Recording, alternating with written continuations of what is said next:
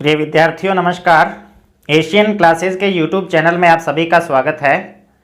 इस चैनल के माध्यम से हम अध्ययन कर रहे हैं कक्षा 12 विषय अर्थशास्त्र, अध्याय 20 चल रहा है उपभोग फलन, बचत फलन एवं निवेश फलन की अवधारणा। गत क्लास में हमने बचत फलन का अध्ययन किया था।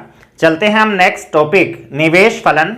निवेश फलन, अब निवेश शब्द आता है, क्या तात्पर्य है निवेश शब्द से, इसकी हम व्याख्या करते हैं। पहले भी एक लेसन में निवेश शब्द आया था, वहां पर हमने इसकी व्याख्या की थी। देखिए, निवेश शब्द से तात्पर्य नई उत्पादक परिसंपत्तियों का सृजन करना एवं इन उत्पादक परिसंपत्तियों का उत्पादन की प्रक्रिया में उपयोग करना है। अर्थात जो नई परिसंपत्तियों का सृजन किया जा रहा है उनको उत्पादन की प्रक्रिया में उपयोग करना या उनका उत्पादन को बढ़ाने में उपयोग करना ही क्या कहलाता है? निवेश कहलाता है। यदि इन परिसंपत्तियों का उत्पादन की प्रक्रिया में उपयोग नहीं किया जाता तो ये मात्र पूंजी निर्माण है, इसको निवेश नहीं कहेंगे। अर्थात जब तक जो नई परिसंपत्तियां हैं उनका उत्पादन की प्रक्रिया में प्रयोग नहीं किया जाएगा तब तक वो निवेश ना कहलाकर क्या कहलाएगा? पूंजी निर्माण। और यदि वो उत्पादन की प्रक्रिया में योगदान देती हैं, उत्पादन को बढ़ाने में अपना योगदान देती हैं, तो क्या कहलाएगा? निवेश कहलाएगा। नेक्स्ट आता है निवेश के प्रकार। चलते हैं हम इसके विभिन्न प्रकार कौन कौन से हैं उनकी हम व्याख्या कहते हैं। सबसे पहले आता है सार्वजनिक निवेश। सरकार एवं स्थानीय निकायों द्वारा, अर्थात जो सरकार निवेश करती है और किसके अंदर करती है सरकार? सामान्यतः निवेश आधारभूत संरचना जो है, फंडामेंटल इंफ्रास्ट्रक्चर जो होता है, आधारभूत संरचना जो होती है उसके अंदर सरकार निवेश करती है। जैसे सड़कें बनाने में, पुल बनाने में, इसके अंदर जो भी निवेश किया जाता है, चाहे वो स्थानीय निकायों द्वारा किया जाए चाहे वो सरकार द्वारा किया जाए, तो वो क्या कहलाता है? सार्वजनिक निवेश कहलाता है। दूसरा आता है निजी निवेश। अब निजी निवेशकों द्वारा जो भी निवेश किया जाता है उत्पादन की नई संरचना की स्थापना में या उत्पादन की प्रक्रिया के अंदर, उसको हम क्या कहते हैं? निजी निवेश कहते हैं। तो उत्पादन हेतु संरचना की स्थापना में निजी निवेशकों द्वारा किया जाने वाला जो निवेश है वो क्या कहलाता है? निजी निवेश कहलाता है। उदाहरण हम लिख सकते हैं कि जैसे किसी निजी निवेशक के द्वारा कोई नई फैक्ट्री लगाई गई है उत्पादन करने के लिए, जिससे उसके द्वारा क्या कमाया जाएगा? लाभ कमाया जाएगा। नेक्स्ट आता है स्वायत्त निवेश।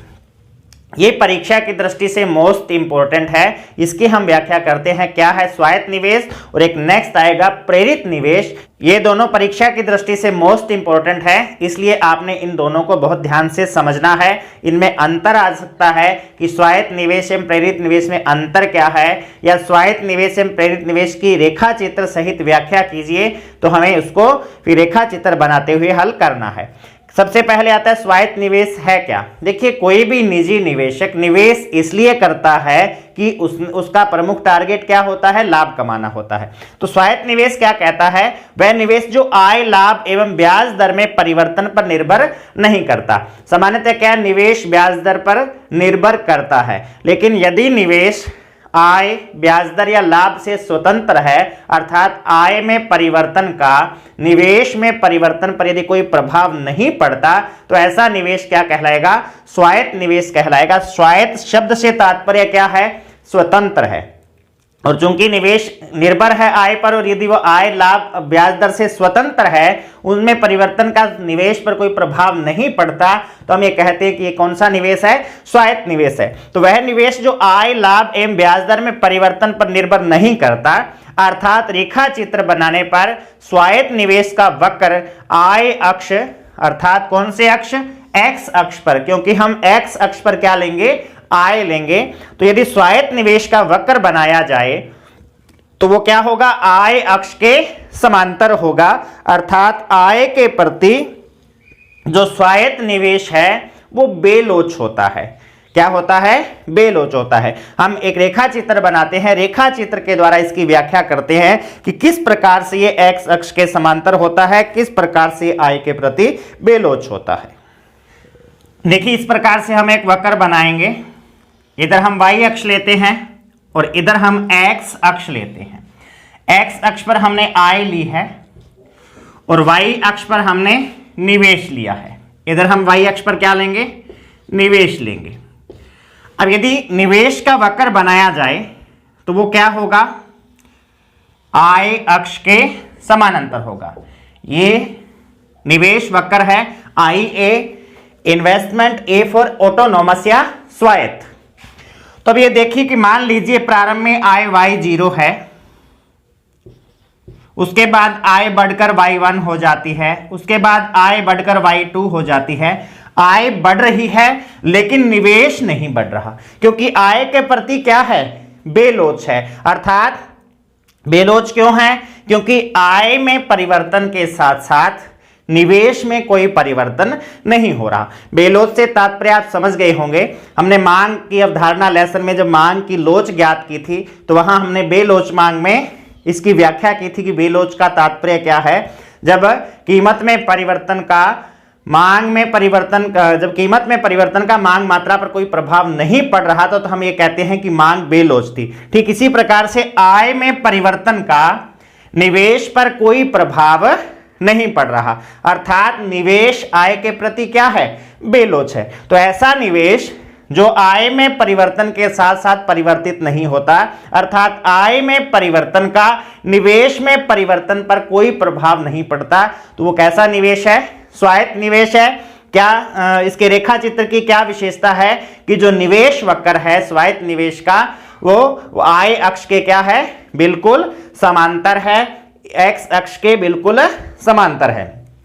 अब ऐसा निवेश स्वायत्त निवेश है और आय के प्रति क्या है, बेलोच है। तो ऐसा निवेश किसके द्वारा किया जाएगा, सामान्यतः स्वायत्त निवेश सरकारों के द्वारा किया जाता है, क्योंकि आय या ब्याज दर के प्रति बेलोच दो ये होता है, आय के प्रति बेलोच होता है, तो किसके द्वारा किया जाता है, सरकारों के द्वारा किया जाता है। और ऐसे निवेश को बाहरी घटक है जैसे जनसंख्या हो गया, ये प्रभावित करते हैं, आय इसको प्रभावित नहीं करती। चलते हैं नेक्स्ट, प्रेरित निवेश वो क्या है उसकी हम व्याख्या करते हैं।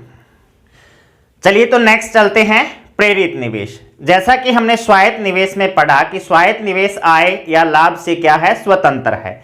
आय में परिवर्तन का निवेश पर कोई प्रभाव नहीं पड़ रहा।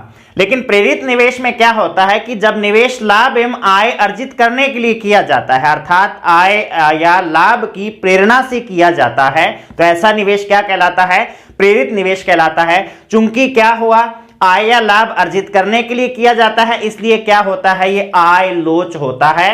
प्रेरित निवेश का वक्र आय के साथ साथ ऊपर की ओर जाता हुआ वक्र होता है, चूंकि आय के प्रति लोचदार है।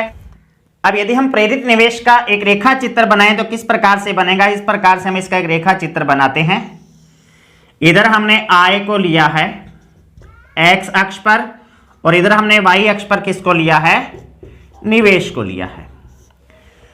तो चूंकि आय के प्रति लोचदार होता है, अर्थात प्रेरित निवेश वक्र आय के साथ साथ ऊपर की ओर जाता हुआ होता है, अर्थात इस प्रकार से इसका वक्र बनेगा, आय के साथ साथ ऊपर की ओर जाता हुआ।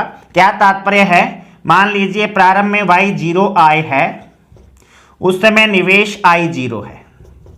अब जब आय बढ़कर y1 हो जाती है तो निवेश भी बढ़कर I1 हो जाता है, निवेश भी बढ़कर क्या हो जाता है, I1 हो जाता है। अर्थात आय के साथ साथ निवेश भी क्या हो रहा है, बढ़ रहा है। स्वायत्त निवेश में हमने देखा कि जो निवेश था वो आय के प्रति क्या था, बेलोचदार था। यहां लोचदार है क्योंकि जैसे जैसे आय बढ़ रही है वैसे वैसे निवेश भी बढ़ रहा है। तो आय एवं लाभ की अर्जित करने के लिए जो निवेश किया जाता है, अर्थात जो आय के प्रति लोचदार होता है, वो कैसा निवेश होता है, प्रेरित निवेश होता है, क्योंकि आय या लाभ की प्रेरणा से ही किया जा रहा है। क्योंकि जैसे जैसे आय बढ़ती है, आय बढ़ने से उपभोग की जो मांग है वो भी बढ़ती है और उस मांग को पूरा करने के लिए या उपभोग को पूरा करने के लिए निवेश को बढ़ाया जाता है। तो आय के प्रति लोचदार होता है और आय अक्ष के साथ साथ ऊपर उठता हुआ इसका निवेश वक्र है वो बनता है।